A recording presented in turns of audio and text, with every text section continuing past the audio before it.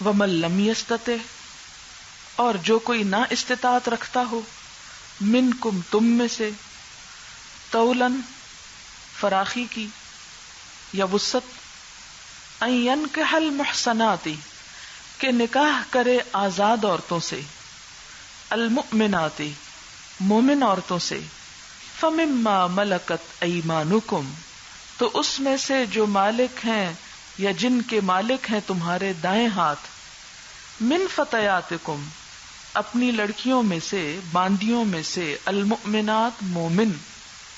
مفہوم کیا ہے آیت کا؟ جو شخص آزاد عورت کا مہر دینے کی وسعت نہ رکھتا ہو، آزاد عورت سے شادی کرنے کا خرچ نہ اٹھا سکتا ہو، ان کے حقوق نہ پورے کر سکتا ہو، ان کی ضروریات نہ پوری کر سکتا ہو، تو پھر وہ کیا کرے؟ نکاح کر لے۔ کس سے؟ مومن لونڈی سے، کیونکہ لونڈی کے حقوق، غلام عورت کے حقوق آزاد کے مقابلے میں کم ہوتے ہیں، اس لیے لونڈیوں سے بھی نکاح کی اجازت دے دی گئی، لیکن شرط یہ ہے کہ لونڈیوں میں سے اس لونڈی سے نکاح ہو سکتا ہے جو مومن ہو، کافر نہ ہو۔ تمتع تو کافر لونڈی سے بھی ہو سکتا ہے، لیکن نکاح صرف مومن لونڈی کے ساتھ ہی ہو سکتا ہے۔ واللہ اعلم بایمانکم اور اللہ تمہارے ایمان کو زیادہ بہتر جانتا ہے کہ کون مومن ہے اور کون مومن نہیں ہے۔ اور پھر اس میں آپ دیکھیں کہ لونڈی سے نکاح اس کے مالک کی اجازت کے بغیر نہیں ہوتا، جس طرح کسی لڑکی سے نکاح اس کے ولی کی اجازت کے بغیر نہیں، اسی طرح لونڈی سے نکاح اس کے مالک کی اجازت کے بغیر نہیں۔ بعضکم من بعض تم میں سے بعض سے ہیں، یعنی تم سب ایک ہی جیسے لوگ ہو۔ یہ کیوں کہا گیا؟ اس لیے کہ عربوں میں باندیوں کے ساتھ نکاح معیوب سمجھا جاتا تھا، اس بات کو ایک طعنہ دیتے تھے کہ کسی شخص نے کسی لونڈی سے نکاح کیا ہے، اور ان کے پیٹ سے جو اولاد ہوتی تھی اس کو حجین کہا جاتا تھا، ہے جیم یہ نون، حجین یعنی گھٹیا، جیسے کمینے کے معنوں میں۔ تو اس کے لیے فرمایا کہ تم سب آدم کی اولاد ہو، بعضکم من بعض۔ اور ایمان والی لونڈی کے بارے میں تو قرآن میں یہ آتا ہے وَلَأَمَةٌ مُؤْمِنَةٌ خَيْرٌ مِّن مُشْرِكَةٍ وَلَوْ أَعْجَبَتْكُمْ کہ ایماندار لونڈی جو ہے، ایماندار سے مراد بے ایمان کی ضد نہیں بلکہ مسلمان مراد ہے۔ وَلَأَمَةٌ مُؤْمِنَةٌ خَيْرٌ مِّن مُشْرِكَةٍ وہ مشرک عورت سے کہیں بہتر ہے نکاح کے لیے۔ وَلَوْ أَعْجَبَتْكُمْ خواہ کوئی مشرک عورت تمہیں کتنی ہی اچھی کیوں نہ لگے۔ تو مشرک عورت سے نکاح نہ کرنا، مومن لونڈی سے نکاح کر لینا۔ بعضکم من بعض فانکحوہن تو نکاح کرو ان سے، کن سے؟ لونڈیوں سے، باذن اہلہن ان کے سرپرستوں کی اجازت سے، ان کے مالک کی اجازت سے، یعنی غلام اور لونڈی کا ولی کون ہے؟ اس کا مالک۔ وآتوہن اجورہن اور دو ان کو بھی، ہن یہاں کون ہے؟ لونڈیاں، ان کو بھی دو، اجورہن ان کے مہر، بالمعروف بھلے طریقے سے، شرافت سے، پورا پورا، ستا کے نہیں، گھٹا کے نہیں کہ لونڈی ہے یہ کہاں پوچھ سکتی ہے مجھے۔ تو اس سے کیا پتہ چلتا ہے کہ اگر لونڈی کا نکاح مہر کے بغیر نہیں، یا لونڈی کو بھی مہر دینے کی تاکید کی جا رہی ہے، تو آزاد عورت کے مہر کی کتنی اہمیت ہے، جس سے ہمارے مرد جو ہیں وہ غافل ہیں۔ محصنات اور یہ نکاح میں لانے کے لیے پاک دامن بننے والیاں۔ یہ کون پاک دامن بنے؟ غلام عورتیں، غیر مصافحات نہ بدکاری کرنے والیاں، زنا کرنے والیاں، ولا متخذات اخدان، اور نہ بنانے والیاں چھپے دوست. اخدان خدن کی جمع ہے، وہ شخص جو ظاہر اور باطن ہر حالت میں تمہارے ساتھ رہے، اور یہاں مراد چھپے دوست. ولا متخذات اخدان یعنی نکاح کر لو چھپ کے دوستی نہ رکھو. فَإِذَا أُحْسِنَّ پھر جب وہ قید نکاح میں لائی جائیں. احسن ہے صاد نون حسن قلعے کو کہتے ہیں. نکاح بھی ایک طرح سے قلعہ ہے جس میں ایک عورت نکاح کے قلعے میں بند ہو کر اپنے شوہر کے علاوہ کسی دوسرے مرد سے جسمانی تعلق نہیں رکھ سکتی. اس لیے کہا گیا احسن، یعنی نکاح میں یا قلعے میں لائی جانے والیاں. اور قلعے سے مراد کون سا قلعہ ہے؟ نکاح کا مراد ہے قید نکاح میں لانے کے لیے. فَإِذَا أُحْسِنَّ جب وہ نکاح سے محفوظ کر لی جائیں. فَإِنْ أَتَيْنَ پھر اگر وہ آئیں یا ارتکاب کریں بِفَاحِشَةٍ کسی بے حیائی کا یعنی زنا کا. فَعَلَيْهِنَّ تو ان پر سزا ہے نصف آدھی ما علی المحصنات جو اوپر آزاد عورتوں کے ہے، خاندانی عورتوں کے، من العذاب عذاب میں سے، سزا میں سے. آزاد خاندانی عورت اگر زنا کرے پہلے اس پر 100 کوڑے ہیں اور شادی کے بعد کرے تو رجم ہے. لیکن لونڈی خواہ شادی سے پہلے ہو یا شادی کے بعد کسی حالت میں بھی اگر زنا کرتی ہے تو اس کی سزا 50 کوڑے ہیں، رجم کی سزا نہیں ہے. کیوں؟ وجہ یہ ہے کہ جو خاندانی عورت ہے اسے دوہری حفاظت حاصل ہے، ایک خاندان کی اور دوسرے شوہر کی، جبکہ لونڈی جو ہے اس کو نہ خاندان کی حفاظت حاصل ہے اور نہ اس کی اپنی کوئی چوائس ہوتی ہے، کوئی شوہر کی بھی اس طرح حفاظت اسے حاصل نہیں ہوتی، اس لیے اس کی سزا بھی آدھی ہے. یہ اسلام کا انصاف ہے، سب کو ایک کوڑے سے نہیں ہانکا. ذالکا یہ اجازت، کس چیز کی اجازت؟ لونڈی سے نکاح کرنے کی اجازت. لمن اس شخص کے لیے ہے، یا یہ سہولت اس شخص کے لیے ہے. لمن واسطے اس کے جو، یا اس لیے ہے جو خشیہ ڈرے. کس سے؟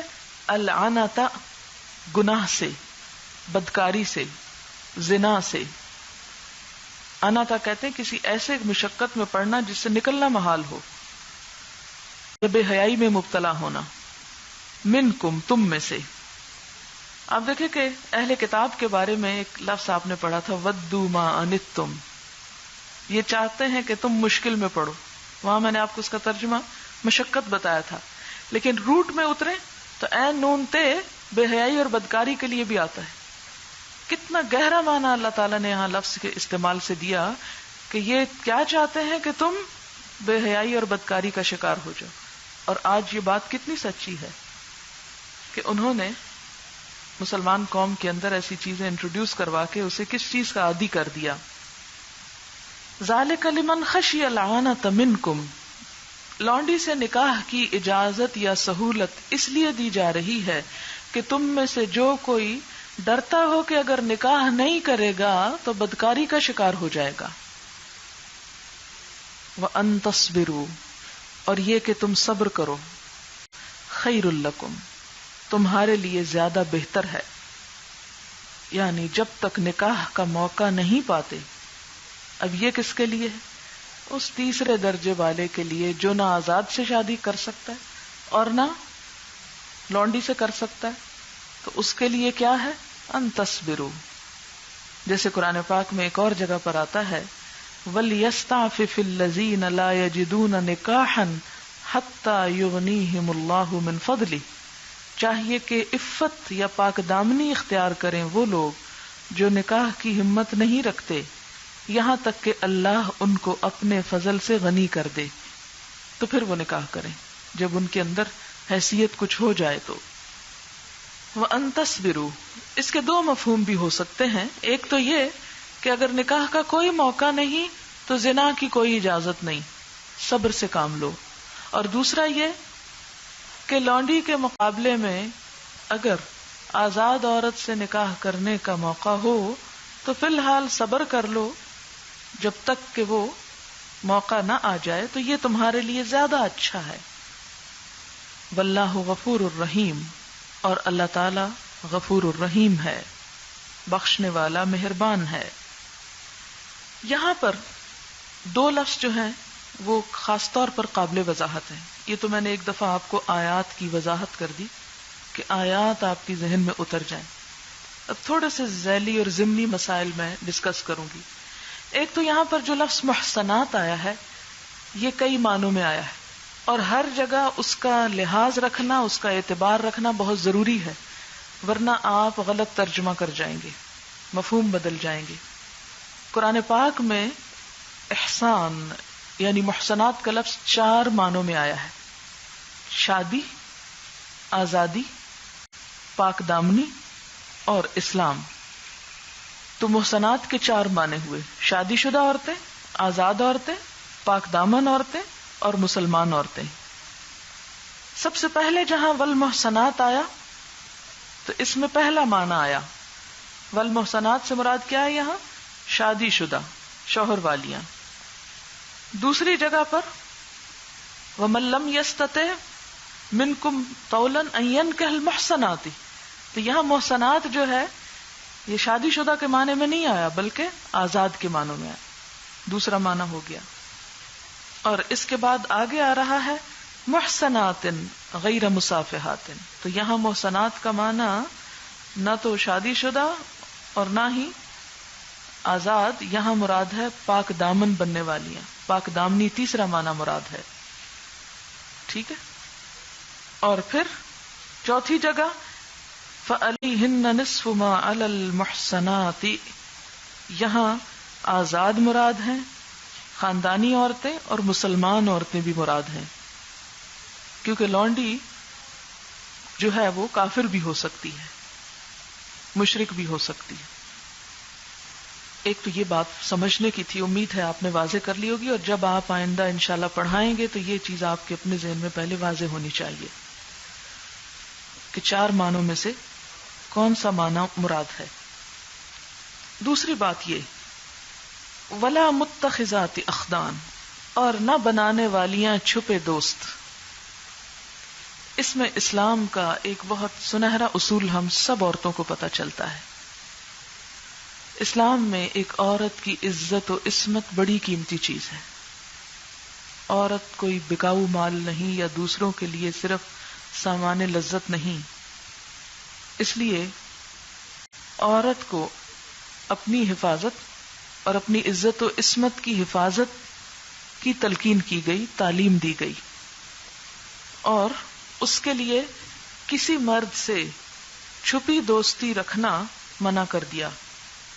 ولا متخذاتی، اور نہ بنانے والیاں. کون؟ مسلمان عورتیں. کس کو؟ اخدان، چھپے دوست. اور یہاں لونڈیوں کے لیے بھی بات ہو رہی ہے کہ لونڈیاں بھی کسی معاشرے کے اندر چھپی دوستی مت رکھیں، یا کوئی مرد چھپ چھپا کے ان سے تعلق نہ رکھیں. اگر ان سے تعلق رکھنا ہے تو انہیں قید نکاح میں لائیں یا ان سے تمتع کریں. تمتع ہوتا ہے نکاح کے بغیر غلام عورت سے جو اس کی ملکیت میں ہو اس سے جسمانی فائدہ حاصل کرنا. متاع صحیح ہے نا، فائدہ اٹھانا، تو تمتع فائدہ اٹھانا. اب یہ جو ہے ہم سب کے لیے اور تمام مسلمان لڑکیوں کے لیے، عورتوں کے لیے اس میں ایک واضح حکم موجود ہے کہ کوئی لڑکی کسی لڑکے سے، کوئی عورت کسی مرد سے چھپی دوستی نہ رکھے، شادی کے بغیر کوئی تعلق نہ رکھے، خواہ آپ بھائی بنائیں یا آپ کوئی اور اس قسم کا تعلق. اور بوائے فرینڈ یا گرل فرینڈ کا کوئی تصور اسلام میں نہیں، نہ کسی مسٹریس کا، اس لیے کہ اس سے ایک عورت کی حرمت بھی پامال ہوتی اور اس کی ذمہ داریاں بھی متاثر ہوتی ہیں اور معاشرے کے اندر بگاڑ پھیلتا ہے. یہ بات بھی دشمنی، بغض و عداوت اور فحاشی کے پھیلنے کا ذریعہ ہے. اگر آپ ایک ہفتے کی اخباریں اٹھا کر دیکھیں تو آپ کو پتا چلے گا کہ بہت سے قتل و غارت محض اس وجہ سے ہوتے ہیں کہ ایک لڑکی اپنے آشنا کے ساتھ دیکھی گئی. اس کے لیے آشنا کا لفظ ہمارے ہاں اردو اخباروں میں استعمال ہوتا ہے، چھپے دوست کے لیے. تو اس کو قتل کر دیا گیا، یا دونوں کو مار دیا گیا، یا لڑکی کو مار دیا گیا. تو یہ آپ دیکھیں کہ جیسے پیچھے بھی آیا نا کہ فاحشہ اور ساء سبیلا، ساء سبیلا میں یہ کہ بہت سی برائیاں اور ہلاکتیں اور تباہیاں پھیلنے کا ذریعہ ہے. اس سے خاندانوں کے اندر دشمنیاں پیدا ہونے کا ذریعہ ہے. اب اس میں آپ دیکھیں کہ اس دوستی کا معنی صرف جسمانی تعلق بھی نہیں ہے، بلکہ کسی بھی قسم کا تعلق، کسی بھی قسم کا کسی مرد سے منع ہے. خواہ وہ گفتگو یا گپ شپ ہو، تو بس دل بہلانے کے لیے آپ گپ شپ کر رہے ہیں، اس سے آگے کوئی تعلق نہیں، یا کوئی عہد و پیمان ہو، یا کسی ریسٹورانٹ میں ملاقات ہو، تنہائی میں کہیں پر بھی کسی بھی سینس میں، خواہ آپ یہ کہیں کہ نہیں ہمارے دل میں تو کوئی برائی نہیں یا ہماری نگاہوں میں کوئی برائی نہیں، تو نہیں، برائی ہو یا نہ ہو، اللہ تعالیٰ قرآن پاک میں فرماتے ہیں وَلَا تُزَكُّوا أَنفُسَكُمْ، اپنے آپ کو پاک مت کہو، بل اللہ یزکی من یشاء، اللہ ہی پاک کرتا ہے جس کو چاہتا ہے. اس لیے خواہ فون پر گفتگو ہو یا کسی بھی اعتبار سے کوئی ملاقات ہو، کوئی خط و کتابت ہو، کوئی لین دین ہو، جس کے اندر کوئی بھی اپنائیت ہو، وہ درست نہیں. اسلام کی نگاہ میں وہ حرام ہے. اس کا بس ایک ہی طریقہ اور وہ ہے نکاح. اسی لیے نکاح سے پہلے محض منگنی ہو جانے کے بعد بھی تنہائی میں لڑکی اور لڑکے کا ملنا یا فون پر لمبی گفتگو کرنا یا غیر ضروری باتیں کرنا، یہ بھی منع ہے، کیونکہ منگنی نکاح نہیں ہے. اصل تعلق نکاح کے بعد ہی شروع ہوتا ہے اور اس کے لیے انسان کو انتظار کرنا چاہیے، کیونکہ ایسی تمام گفتگو زنا شمار ہوتی ہے. جیسے ایک حدیث میں آتا ہے کہ نگاہیں بھی زنا کرتی ہیں، کان بھی زنا کرتے ہیں، زبان بھی زنا کرتی ہے. تو اس کا زنا کیا بتایا گیا کہ زبان کا زنا کیا ہے؟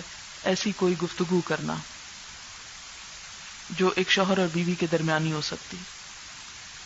اور کان کا کیا ہے؟ ایسی کوئی گفتگو سننا. اور آنکھوں کا زنا کیا ہے؟ کہ بغیر نکاح کے کسی مرد کو ایک شہوانی نگاہ سے دیکھنا، ایک بری نگاہ سے دیکھنا. آپ دیکھیں کہ محض کسی مرد کو دیکھنے میں ممانعت نہیں ہے. مثلا آپ بازار جاتے ہیں، کوئی چیز خرید و فروخت کر رہے ہیں اور ایک نارمل انداز میں آپ بات چیت کر رہے ہیں تو اس سے منع نہیں کیا گیا. قرآن پاک میں جو لفظ آتے ہیں وہ ہے کہ یغضوا من ابصارہم، یغضضن من ابصارہن. من کا مطلب ہے باز، اپنی باز نگاہیں بچا کے رکھیں.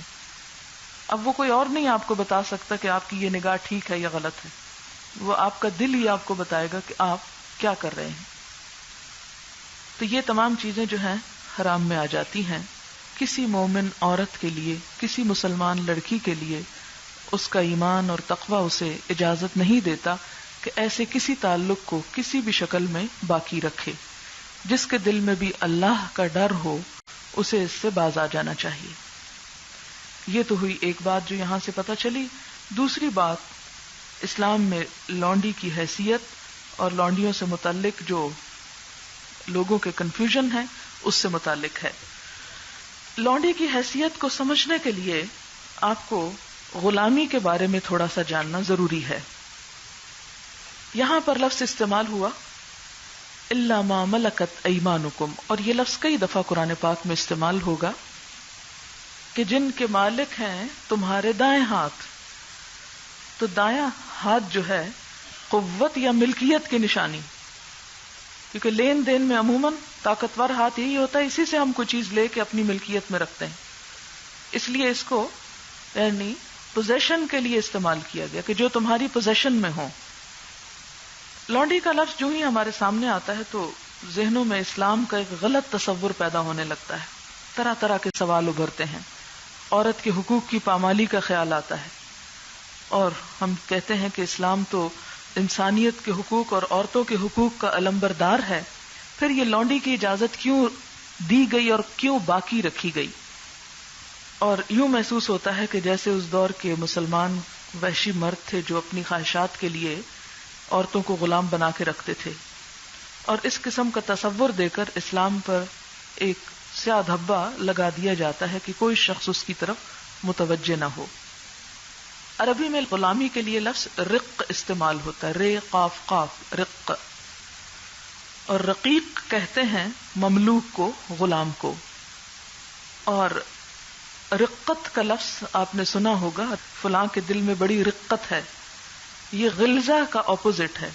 غلیظ القلب پیچھے پڑھ چکے ہیں آپ، میثاقا غلیظا بھی پڑھا آپ نے، سخت کے معنوں میں. تو غلام بھی اپنے آقا کے لیے کیا ہوتا ہے؟ نرم ہوتا ہے، اور مملوک ہونے کی وجہ سے سخت رویہ رکھ نہیں سکتا. اور ما ملکت ایمانکم کا لفظ اسلام میں غلامی کی حیثیت کو واضح کرتا ہے. اب دیکھیں کہ صدیوں سے انسانوں کے اندر غلامی کا وجود ملتا ہے. ہر قوم کے اندر کسی نہ کسی شکل میں غلامی کا رواج رہا ہے. مسیحیت ہو یا یہودیت ہو، ہندو مذہب ہو، اہل فارس ہوں یا چین والے یا یونان والے، یا قدیم مصری قوم ہو یا فینیقی ہو یا رومی ہو، یا کچھ صدیوں سے یورپین اقوام ہو یا روس ہو یا جنوبی امریکہ ہو، ان تمام علاقوں میں غلامی کا تصور ملتا ہے. آپ دیکھتے ہیں کہ حضرت اسماعیل علیہ السلام کس کے بیٹے تھے؟ حضرت ابراہیم کے. اور کس سے تھے؟ حضرت ہاجرہ سے. اور حضرت ہاجرہ کون تھیں؟ حضرت سارہ کی لونڈی تھیں، جو انہیں کس نے دی تھی؟ شاہ مصر نے ہدیے میں دی تھی. اور پھر انہوں نے آگے وہ حضرت ابراہیم کو دے دی، اور اسی سے حضرت اسماعیل پیدا ہوئے، اور حضرت اسماعیل کی اولاد سے پھر آگے جا کر حضور صلی اللہ علیہ وسلم ہے. غلام مختلف طریقوں سے بنایا جاتا تھا اسلام سے پہلے. لڑائیوں میں مغلوب لوگ غالب لوگوں کے غلام قرار پاتے تھے، یعنی لڑائی میں، جنگ میں جتنے لوگ پکڑے گئے وہ کیا ہو گئے؟ غلام ہو گئے. عورتیں ہوں یا بچے ہوں یا مرد ہوں، سب کے سب. دوسری شکل یہ تھی کہ غریبی یا غربت کی وجہ سے لوگ اپنے بچوں کو بیچ دیتے تھے. آج بھی آپ نے دیکھا ہوگا کہ کئی لوگ، جیسے بنگلہ دیش وغیرہ کے بارے میں آپ نے سنا ہوگا کہ جہاں بہت غربت ہے وہاں لوگ اب بھی اپنے بچوں کو، یا بعض اوقات اب انسان نہیں، اپنی کڈنیز یا آنکھیں یا اس طرح کی چیزیں جو ہیں وہ کیا کرتے ہیں؟ بیچ دیتے ہیں. تو پہلے زمانے میں بھی یہ ہوتا تھا. پھر اسی طرح تیسری شکل یہ تھی کہ ڈاکہ اور چوری کے ذریعے بھی لوگوں کو ہتھیایا جاتا تھا اور غلام بنا لیا جاتا تھا. مثلا یورپین اقوام جب افریقہ کے ممالک میں غالب آئیں تو وہاں انہوں نے ہر طرح کے مال پہ ڈاکے ڈالے، اور وہاں کے لوگوں کو بھی پکڑ دھکڑ کے لے گئے. کہاں؟ اپنے ملکوں میں اپنی افرادی قوت میں اضافہ کرنے کے لیے، ان لوگوں سے جبرن مشقت اور مزدوری کرانے کے لیے. آج یورپ کے ہر ملک میں کالے پائے جاتے ہیں. یہ کالے لوگ کہاں سے آ گئے؟ ان میں سے اکثریت افریقن کنٹریز سے ہے. جب وہ کولونائز کیا ان علاقوں کو تو وہاں سے پکڑ کر ساتھ بھر کے غلام بنا کے لے گئے. پھر اسی طرح بعض اوقات کشتیوں کو لوٹ لیا جاتا تھا. یورپین قزاق پائریٹس جو ہوتے تھے سمندر میں گزرنے والی کشتیوں پہ دھاوا بول دیتے، اور ان میں جو لوگ سوار ہوتے تھے ان کو کڈنیپ کر لیتے، پکڑ لیتے، اور جا کے یورپ کی منڈیوں میں فروخت کرتے تھے. یعنی جا کے انسانوں کا بھی کاروبار یورپ میں اسی طرح ہوتا تھا جیسے بھیڑ بکریوں کا ہوتا ہے. اب آپ دیکھیں کہ یہ سب کچھ اسلام سے پہلے بھی ہو رہا تھا اور اسلام کے بعد بھی ہوتا رہا ہے. اسلام نے آ کے کیا کیا؟ تو اس سلسلے میں آپ یاد رکھیں کہ اسلام نے آ کر اس انسٹیٹیوشن کو مکمل طور پر بند تو نہیں کیا، لیکن اس میں اصلاحات کی. یہ بعد میں بات کروں گی کہ بند کیوں نہیں کیا. جیسے شراب مکمل ممانعت، سود مکمل ممانعت، اسی طرح اور چیزیں بھی، زنا کی مکمل ممانعت، لیکن غلامی کی مکمل ممانعت نہیں کی گئی مگر اس کی اصلاحات کی گئی. مثلا ہم دیکھتے ہیں کہ دیگر ممالک میں یا دیگر لوگوں کے پاس جو غلام ہوتے تھے ان کو وہ طرح طرح سے تکلیفیں دیتے، سزائیں دیتے، ان کو بھوکا پیاسا رکھتے، مارتے پیٹتے اور ان سے طرح طرح کے کام لیے جاتے اور انہیں زندہ سامان کا نام دیا جاتا، کموڈٹی. اسلام نے آ کر کیا کیا؟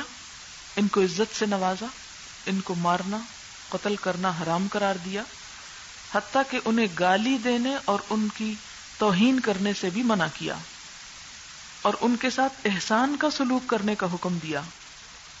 سورۃ النساء کی آیت 36 میں آپ پڑھیں گے وَبِالْوَالِدَيْنِ إِحْسَانًا وَبِذِي الْقُرْبَى وَالْيَتَامَى وَالْمَسَاكِينِ وَالْجَارِ ذِي الْقُرْبَى وَالْجَارِ الْجُنُبِ وَالصَّاحِبِ بِالْجَنبِ وَابْنِ السَّبِيلِ وَمَا مَلَكَتْ أَيْمَانُكُمْ.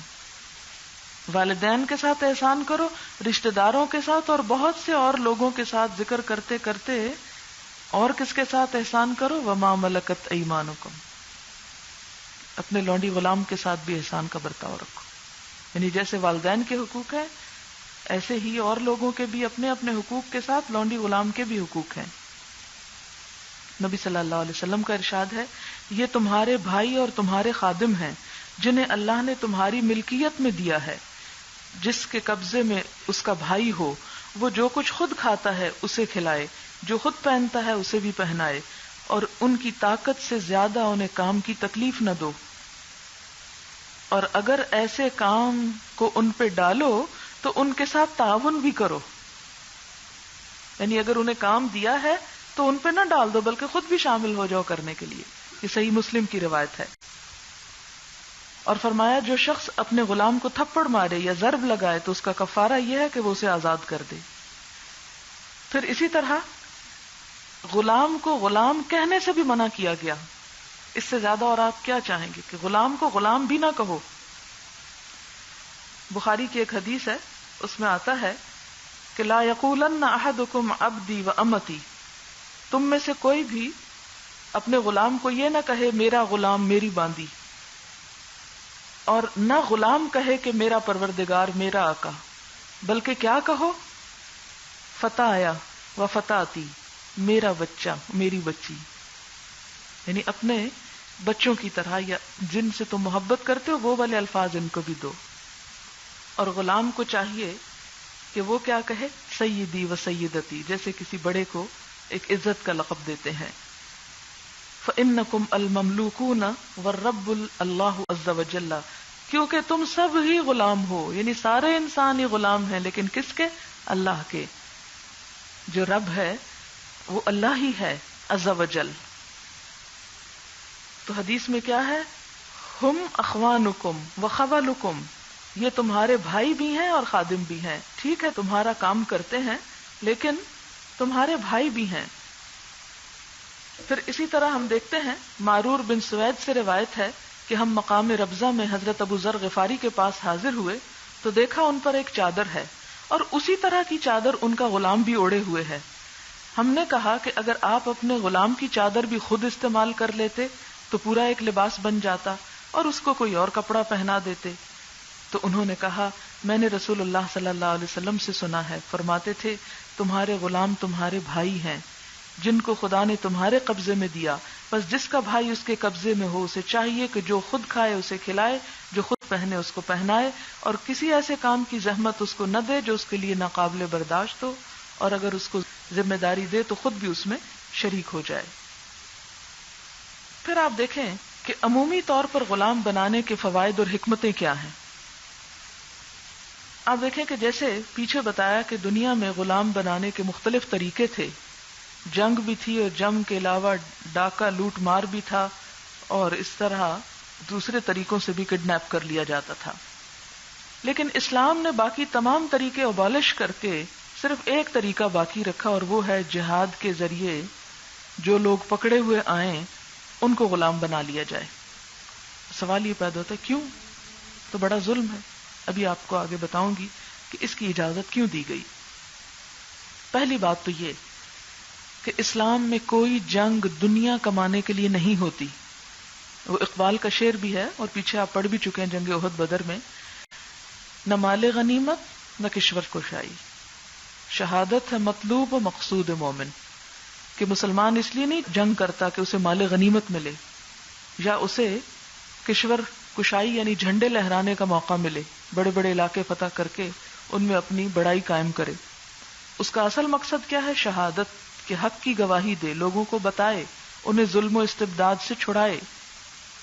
اس لیے اسلام میں جنگ کا تصور اللہ کی محبت ہے کہ اللہ کی محبت میں اللہ کے بندوں کا بھی خیال رکھا جائے اور اللہ کے پیغام کو عام کیا جائے، لوگوں کو لوگوں کی غلامی سے چھڑایا جائے. اور پھر کیا ہوتا ہے کہ جب مال غنیمت جو بھی حاصل ہوتا ہے وہ سارے کا سارا کہاں جاتا ہے؟ بیت المال میں جمع کرایا جاتا ہے. لوٹنے والا خود اپنے گھر نہیں لا سکتا، جانور ہو یا زیور ہو یا ہتھیار ہو، عورتیں ہوں، مرد ہو، بچے ہوں، جو کچھ جنگ میں ہاتھ آیا وہ سارے کا سارا بیت المال میں جمع ہوگا، حتیٰ کہ ایک سوئی دھاگا تک بھی جمع کرا دیا جائے گا. اب آپ دیکھیں کہ اگر مسلمان چیزیں تو اٹھا لیں اور لوگوں کو نہ پکڑیں تو کیا ہوتا؟ اس میں ایک بہت بڑی خرابی لاحق ہوتی کہ وہ دشمن بھاگ جاتے اور کل کو پھر جمع ہو کے آپ پہ حملہ کر دیتے. اس لیے ان کو پکڑنا تو لازم تھا. اب پکڑ کر اگر انہیں قید میں ڈال دیں، کسی کال کوٹھڑی میں ڈال دیں، جیل میں بند کر دیں، تو یہ ان پر ظلم تھا. کفار تو مسلمانوں کو قید کرتے تھے لیکن مسلمان ایسا نہیں کرتے تھے. اب یہ ہے کہ اگر مسلمان انہیں چھوڑتے چلے جائیں تو کیا ہوگا؟ کافر پھر تعداد میں زیادہ ہی رہیں گے. دوسری بات یہ کہ قیدیوں کا فائدہ یہ تھا کہ ان کے ذریعے مسلمان اپنے قیدیوں کو بدلے میں چھڑا لیتے تھے. یعنی ایک دفعہ جب جمع ہو جاتے تو کیا ہوتا؟ مسلمان ان کے بندے دے کر اپنے بندے چھڑا لیتے تھے. اگر نہ پکڑتے تو یہ کام نہیں ہو سکتا تھا. سمجھ رہے ہیں اس بات کو کہ کافروں کو جب وہ پکڑ لیتے تھے جنگ میں اور ادھر سے مسلمان کچھ پکڑے جاتے تھے تو قیدیوں کا تبادلہ ہو جاتا تھا. اب اگر مسلمانوں کو اسلام بین کر دیتا کہ نہیں تم ان کا کوئی شخص نہیں پکڑ سکتے اور ان کو تو کوئی روکنے والا نہیں، وہ مسلمانوں کے پکڑ لیتے، تب مسلمان کس طرح چھڑاتے؟ اس کے لیے بڑی مشکل ہوتی. لہذا وہ عدلے کا بدلہ ہو جاتا. تیسری بات، اگر کفار فدیہ دے کر اپنے قیدی چھڑاتے تو مسلمانوں کے مال غنیمت میں اضافہ ہوتا تھا، اور اگر مسلمان ان کے لوگ نہ پکڑتے اور مال دے کے اپنے بندے چھڑاتے تو مسلمانوں کا مال اس طرح کافروں کے پاس چلا جاتا جو پھر مسلمانوں کے خلاف استعمال ہوتا. دو صورتیں ہیں نا بندے چھڑانے کی، یا انسانوں کے بدلے انسان یا پیسے دے کے.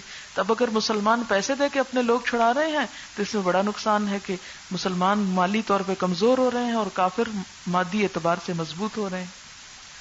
پھر اسی طرح غلام کو آزاد کرنے کا بڑا اجر تھا، اس لیے مسلمان زیادہ سے زیادہ ان کو قید کرنے کے بعد میں آزاد بھی کر دیتے.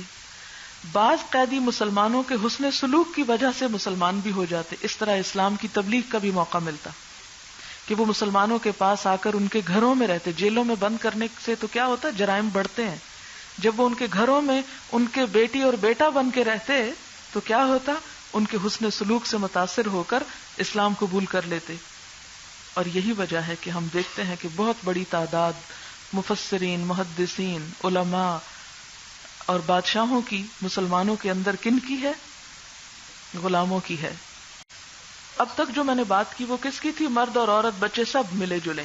اب میں ذرا عورتوں کے اوپر آتی ہوں کہ ان قیدیوں میں عورتیں بھی ہوتی تھیں.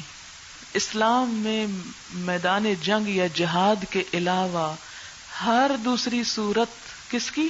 کسی کو غلام بنانے کی حرام ہے. نہ آپ خرید سکتے ہیں، نہ آپ کڈنیپ کر سکتے ہیں، اور کوئی طریقہ نہیں. ہاں صرف جہاد کے ذریعے جو آتے ہیں ہاتھ، ان کو پکڑنا ہے، اور کیوں پکڑنا ہے وہ ابھی میں نے پیچھے وجوہات بتا دی آپ کو. اب آپ دیکھیں کہ ان میں عورتیں بھی آتی ہیں. اب اس وقت جنگ کے وقت یہ تو نہیں کیا جا سکتا تھا کہ صرف مرد یا بچے پکڑ لیے جائیں اور عورتیں چھوڑ دی جائیں. اس میں تو جو بھی ہاتھ آتا ہے اور جو بھی آپ کے خلاف آ رہا ہے سامنے مقابلے پہ، ان سب کو پکڑنا ہوگا. اب یہ ہے کہ جو عورتیں آتی تو ان کو مارا بھی جا سکتا تھا، مگر کیونکہ اسلام میں بچوں، عورتوں، بوڑھوں کو مارنا منع تھا، اس لیے ان کو قید کر دیا گیا، اور پھر ان کے ذریعے اپنے قیدی بھی چھڑائے گئے اور بسا اوقات انہیں لونڈیاں بھی بنایا گیا. اب جن عورتوں کو لونڈی بنایا گیا، اگر انہیں قید کر دیا جاتا تو ان کی ضروریات صرف کھانا پینا ہی نہیں تھا، اور اگر صرف کھانا پینا بھی ہو تو اسٹیٹ پہ کتنا برڈن آ جاتا ہے. آپ دیکھیں نا کہ قیدیوں کو کھانا کھلانا کس کا کام ہے؟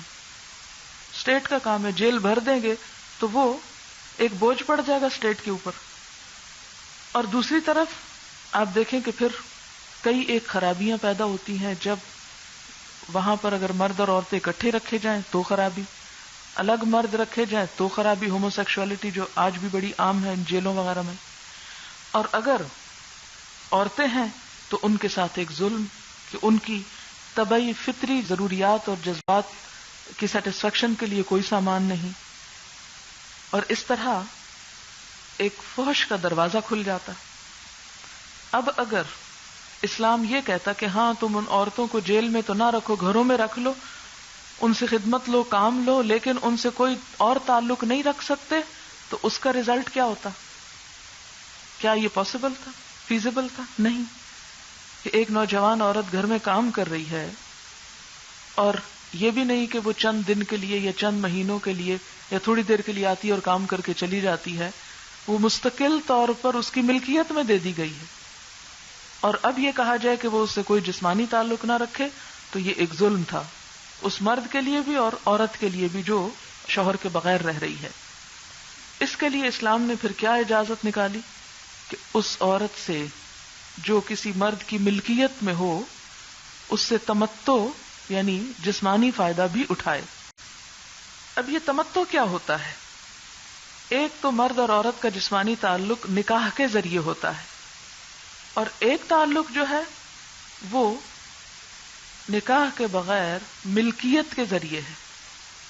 نکاح میں ایک باپ اپنی بیٹی کو کسی مرد کے حوالے کرتا ہے ایک قانونی معاہدے کے ساتھ، اور تمتع میں کیا ہوتا ہے کہ حکومت وقت ایک عورت کو ایک خاص مرد کے حوالے کرتی ہے. یہاں حکومت باپ کے مقابل ہے، ایک ولی کی حیثیت رکھتی ہے جو ایک عورت کو اپنی مرضی سے ایک مرد کے حوالے کر رہی ہے کہ یہ تمہاری ہے. وہ اس کی ملکیت میں آ گئی. جیسے بیوی ایک شوہر کی ملکیت میں یا قید نکاح میں آ جاتی ہے، اسی طرح لونڈی حکومت سے ایک فرد یا شخص یا انڈیویجول کی ملکیت میں آ جاتی.